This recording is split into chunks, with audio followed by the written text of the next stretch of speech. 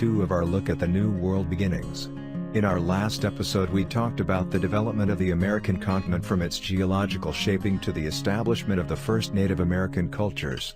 In this episode, we'll chronicle Europe's accidental discovery of the New World, the origins of the African slave trade, and Christopher Columbus's first contact. Let's take a look at the other side of the Atlantic for some perspective.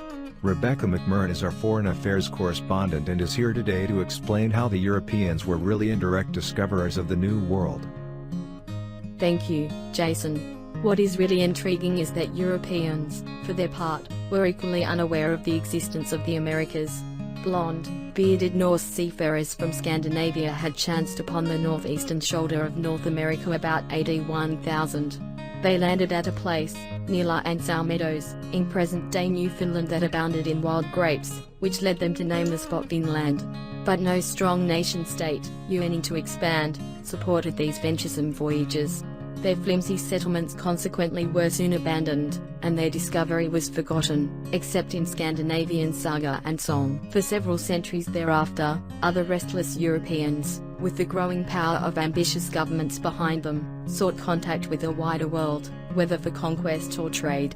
They set in motion the chain of events that led to a drive toward Asia, the penetration of Africa, and the completely accidental discovery of the New World. Christian crusaders must also rank high among America's indirect discoverers.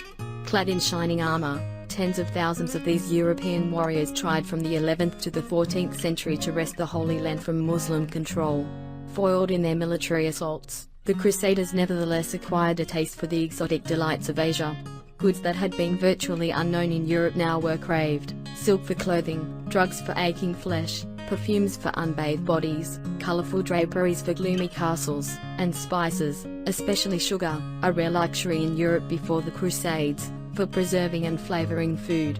Europe's developing sweet tooth would have momentous implications for world history. The luxuries of the East were prohibitively expensive in Europe. They had to be transported enormous distances from the Spice Islands, Indonesia, China, and India, in creaking ships and on swaying camelback. The journey led across the Indian Ocean, the Persian Gulf, and the Red Sea, or along the tortuous caravan routes of Asia or the Arabian Peninsula, ending at the ports of the Eastern Mediterranean. Muslim middlemen exacted a heavy toll en route.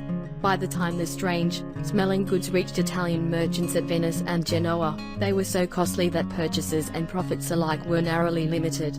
European consumers and distributors were naturally eager to find a less expensive route to the riches of Asia, or to develop alternate sources of supply. I'm Rebecca McMurrin for the Historytellers. Thank you, Rebecca, for your insight and analysis. I have always found it interesting that European appetites were further whetted when Marco Polo, an Italian adventurer, returned to Europe in 1295 and began telling tales of his nearly 20-year sojourn in China. Though he may in fact never have seen China, legend to the contrary, the evidence is sketchy. He must be regarded as an indirect discoverer of the New World, for his book, with its descriptions of rose-tinted pearls and golden pagodas, stimulated European desires for a cheaper route to the treasures of the East. These accumulating pressures brought a breakthrough for European expansion in the 15th century. Before the middle of that century, European sailors refused to sail southward along the coast of West Africa because they could not sail their way home against the prevailing northerly winds and south-flowing currents.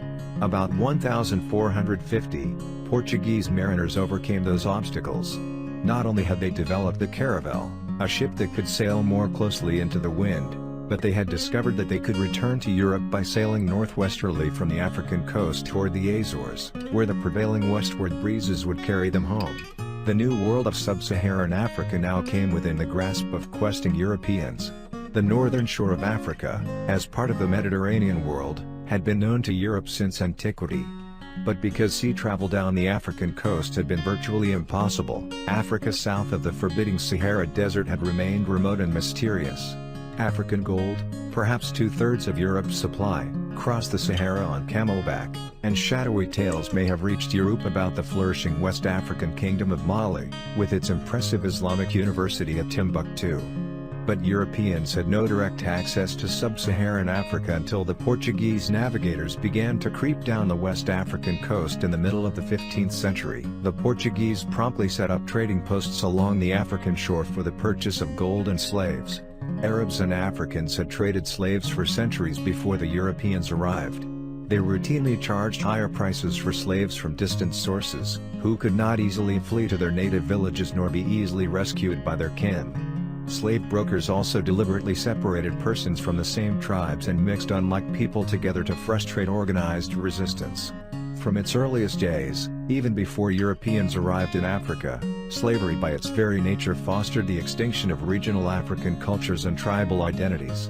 The Portuguese adopted these Arab and African practices. They built up their own systematic traffic in slaves to work the sugar plantations that Portugal, and later Spain, established on the African coastal islands of Madeira, the Canaries, São Tomé, and Príncipe. The Portuguese appetite for slaves was enormous and dwarfed the modest scale of the pre-European traffic. Slave trading became a big business. Some 40,000 Africans were carried away to the Atlantic sugar islands in the last half of the 15th century. Millions more were to be wrenched from their home continent after the discovery of the Americas. In these 15th century Portuguese adventures in Africa were to be found the origins of the modern plantation system, based on large-scale commercial agriculture and the wholesale exploitation of slave labor. This kind of plantation economy would shape the destiny of much of the New World. The Portuguese pushed still farther southward in search of the water route to Asia. Edging cautiously down the African coast, Bartholomew Dias rounded the southernmost tip of the Dark Continent in 1488. 10 years later Vasco da Gama finally reached India, hence the name Indies, given by Europeans to all the mysterious lands of the Orient, and returned home with a small but tantalizing cargo of jewels and spices. Meanwhile, the Kingdom of Spain became united in the late 15th century. This new unity resulted primarily from the marriage of two sovereigns, Ferdinand of Aragon and Isabella of Castile, and from the brutal expulsion of the Muslim Moors from Spain after centuries of Christian, Islamic warfare. Glorying in their sudden strength, the Spaniards were eager to outstrip their Portuguese rivals in the race to tap the wealth of the Indies. To the south and east, Portugal controlled the African coast and thus controlled the southern gateway to the African water route to India. Out of necessity, Spain looked westward. Taking us on that voyage tonight is Historytellers correspondent and mischief maker, Gabrielle Renee. Gabrielle, how is it that Columbus stumbled into the Americas, and historians have all but made him into a footnote? Good evening, Jason. It's for exactly that reason that Columbus stumbled into the Americas that has been downgraded in historical perceptions. But don't let that reasoning alone underscore the monumental changes that took place worldwide. As a result of his misinterpretation of known world maps, the stage was now set for a cataclysmic shift in the course of history, not only of Europe but of all the world. Europeans clamored for more and cheaper products from the lands beyond the Mediterranean. Africa had been established as a source of cheap slave labor for plantation agriculture. The Portuguese voyages had demonstrated the feasibility of long-range ocean navigation. In Spain, a modern national state was taking shape, with the unity, wealth, and power to shoulder the formidable tasks of discovery, conquest, and colonization. The dawn of the Renaissance in the 14th century nurtured an ambitious spirit of optimism and adventure. Printing presses, introduced about 1450, facilitated the spread of scientific knowledge. The mariner's compass eliminated some of the uncertainties of sea travel. Meanwhile, across the ocean, the unsuspecting New World innocently awaited its European discoverers. Onto this stage stepped Christopher Columbus. This Italian seafarer persuaded the Spanish monarchs to outfit him with 3 tiny but seaworthy ships. Daringly, he unfurled the sails of his craft and headed westward. His superstitious sailors, fearful of venturing into the oceanic unknown, grew increasingly mutinous. After 6 weeks at sea, failure loomed when, on October 12, 1492, the crew sighted an island in the Bahamas. A new world thus swam within the vision of Europeans. Columbus's sensational achievement obscures the fact that he was one of the most successful failures in history.